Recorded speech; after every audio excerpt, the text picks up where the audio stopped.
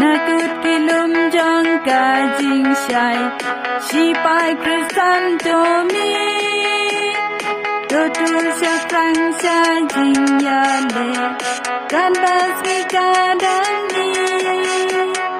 Sao dang jang yi long shun ki kya, la ka bolut ngin se.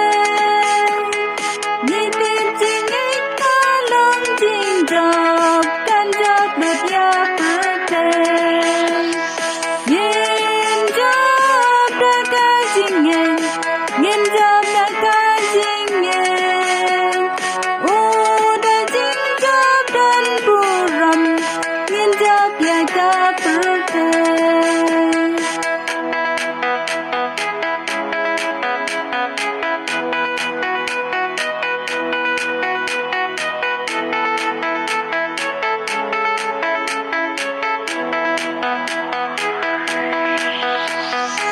Rama jangi long ka jing in, tin jong me long wat lam.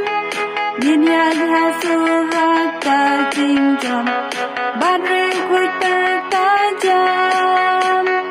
Da jing e kum lang kari, nyata jing wit baro.